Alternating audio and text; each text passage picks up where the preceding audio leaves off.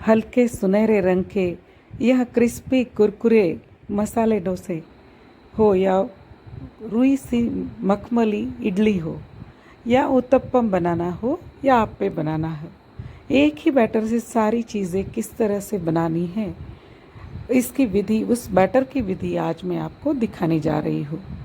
नमस्ते, cook queen and arts में आपका हार्दिक स्वागत है। यह बैटर बनाने के लिए आपको सबसे पहले 1 कटोरी उड़द दाल लेनी है। मैंने यह साबुत उड़द लिए हैं जिसके छिलके निकाले हुए हैं। आप उड़द दाल ले सकते हैं। यह 1 कटोरी इस तरह नाप के ले लिए हैं। यही प्रमाण आपको भी इसी तरह से लेना है। उसके बाद यह रॉ राइस आपको लेने हैं। कोई से भी सस्ते रॉ राइस आप ले सकते हैं और दूसरे बॉइल्ड राइस भी आपको मिलाना है।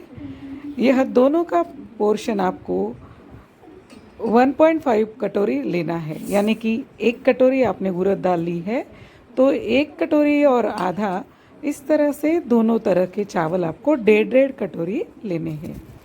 तो इस तरह 1 कटोरी उड़द दाल और 3 कटोरी दोनों चावल का मिश्रण आपको लेना है। ध्यान रहे यही प्रमाण आपको लेना है।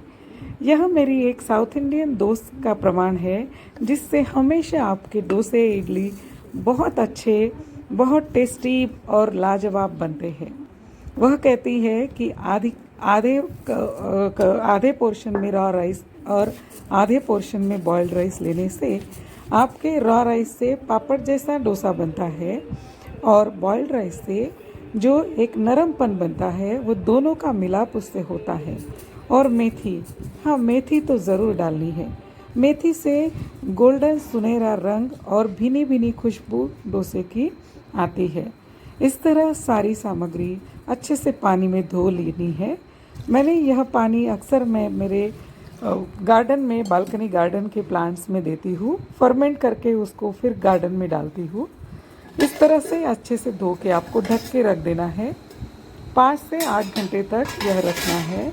अगर बाहर बहुत गर्म है तो 5 घंटे पर्याप्त है, लेकिन अगर बाहर में मौसम थोड़ा ठंडा है तो आपको 8 घंटा भी भिगाना हो सकता है। इस तरह से भिगाने के बाद पानी निकाल के आपको मिक्सी जार में यह मिश्रण डाल के बारीक सी उसकी पेस्ट बनानी है। बीच बीच में आपको थोड़ा थोड़ा पानी उसमें डालते जाना है ताकि आपका जो मिश्रण है वह अच्छे से स्मूथ बने। बैटर इस तरह से स्मूथ बैटर आपका बना रहे। इस तरह से एक सार बैटर आपको बना लेना है और उसको अच्छी तरह से आपको 5 मिनट तक फेंटना है। ध्यान रहे यह फेंटने की प्रक्रिया बहुत ज़रूरी है। उसी से हवा का उसमें इंक्लूजन होता है और बैटर आपका बहुत फ्लफी फर्मेंट होता है। फिर उसमें स्वादानुसार नमक डालना है। जी हाँ, नमक भी मैं तभी डाल देती हूँ। कोई कोई ऐन वक्त पे बनाने के समय में डालते हैं, लेकिन मैं पहले से डाल के रख देती हूँ। इस तरह से नमक डाल के अच्छी तरह से सारा मिश्रण एक फिर से स्टार करना है और उसको फर्मेंट होने के लिए रख देना है। कोई भी सूखी जगह में इसको रखना है। इस तरह से देखिए 8 घंटे के बाद यह मिश्रण अच्छे से फूल के आया है।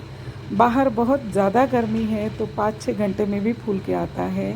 बीच बीच में आपको यह चेक करके देख लेना है। देखिए कितनी सुंदर जाली बन पड़ी है।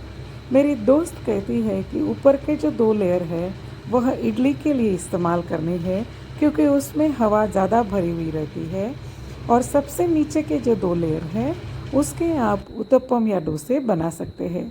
लेकिन आज मैंने डोसे ही बनाने का मूड था, इसलिए मैं आपको डोसे ही दिखा रही हूँ। इस तरह से मैंने पैन गरम कर लिया है। मेरा यह लोहे का पारंपरिक तवा है। हालांकि कभी कभी जब ज़रूरत है तो नॉनस्टिक में इस्तेमाल करती हूँ, ज़्यादातर उसको मैं अवॉइड करती हूँ। नॉनस्टिक का भी मेरा यह जो तवा है वो कास्टिंग से बनाया हुआ है, मोटे तले का तवा है। इस तरह से दोनों तवे में मिश्रण डाल के हल्के हाथ से फैला लेना है। देखिए कितनी सुंदर जाली पड़ रही है। वह इसलिए कि हमारा बैटर बहुत सुंदर तरीके से फर्मेंट हुआ है। जब आपको जल्दी है तो दोनों गैस में इस तरह से आप 2 तवे रख के फटाफट गर्मा गर्म क्रिस्पी डोसे बना के परोस सकती है। इस तरह डोसे बना लीजिए।